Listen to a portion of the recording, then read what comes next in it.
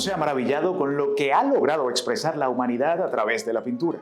¿Cómo está relacionado este mundo de lienzos y pinceles con el mundo del poder político? Acá te lo mostramos. Esto es Pintura y Política. En la antigüedad, la pintura era un reflejo del poder político y religioso. Representantes del poder patrocinaban a artistas para verse reflejados en obras de arte. Esta figura se denominó mecenazgo, en honor a Cayo Mecenas, consejero político de César Augusto, quien financió a artistas de la época para desarrollar sus talentos. El Renacimiento fue el momento estelar del mecenazgo. Dejó grandes obras como los retratos del emperador Maximiliano I, Rodolfo II o Napoleón Bonaparte, un reflejo claro de quién tenía el poder en esa época. Pero no solo los rostros del poder quedaron plasmados, también episodios históricos como la Revolución Francesa o la llegada de Colón a América. Con las guerras y las revoluciones, la relación entre el arte y la política llegó a su máxima expresión. El pintor español Francisco de Goya fue uno de los primeros en utilizar la pintura para reflejar la realidad social. Su serie Los desastres de la guerra documentó en 82 grabados las consecuencias de la guerra independentista española. Otro artista que utilizó sus dotes para expresarse en contra del sistema político fue el español Pablo Picasso. El maestro malagueño utilizó sus obras para expresarse en contra del fascismo.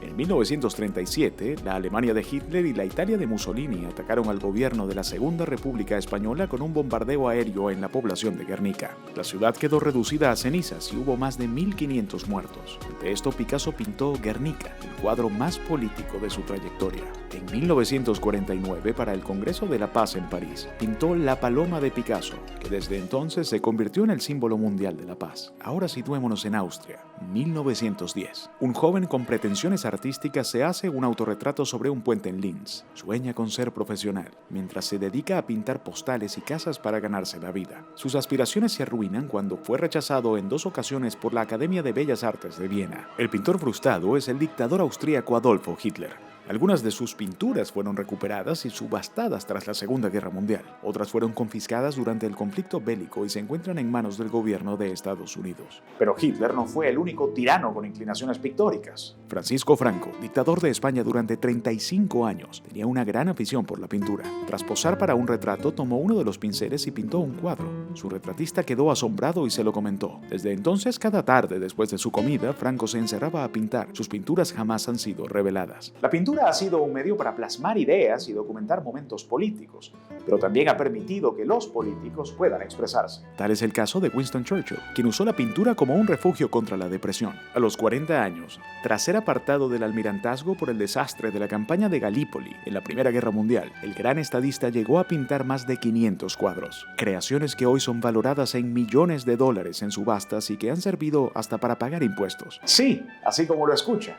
En 2015, sus descendientes tomaron 37 de sus obras para pagar al Estado 15 millones de euros por impuestos de sucesión. Pero la familia de Churchill no fue la única que disfrutó de sus dotes artísticas. En 2021, la actriz Angelina Jolie subastó por 9.6 millones de dólares una de las obras más singulares de su colección personal, la Torre de la Mezquita Quotavia, pintada por el primer ministro británico en 1943. La hazaña de Churchill fue inspiración para que otros líderes políticos mundiales siguieran sus pasos. Este es el caso de George W. Bush, quien se inició en este arte después de leer el ensayo Pintar como un pasatiempo, escrito por Churchill. George W. Bush pintó a los 30 líderes del mundo con los que forjó relaciones durante su mandato, retratos mostrados en la exposición El arte del liderazgo, en el Museo de University Park, en Texas. Lo propio hizo con 66 veteranos militares a quienes mandó a la guerra. Estos aparecen en el libro Retratos de Coraje, publicado en 2015. Si las paredes hablaran, ¿cuántas cosas dirían? Esto fue lo que pensó un grupo de pintores encabezados por Diego Rivera, quienes en los años 20 consolidaron el movimiento de muralistas mexicanos. Impulsaron sus ideales socialistas en las paredes de México frente al avance del fascismo en el mundo. Desde mediados de los 90, las paredes se han utilizado para transmitir mensajes sociales. El llamado street art, o conocido comúnmente como graffiti, es otra expresión gráfica que ha permitido reflejar la disconformidad con el poder y la protesta ante problemas sociales. Pero no todo se queda en reclamo. En Medellín, Colombia, el arte de las calles ha permitido reflejar el cambio social que ha vivido la ciudad, de ser una de las ciudades más violentas del mundo a ser una ciudad pacífica. Y es así como una de las 7 bellas artes ha retratado a lo largo de la historia el arte de lo posible, la política y viceversa. Esto fue Pintura y Política. Yo soy Marco Trejo. Hasta la próxima.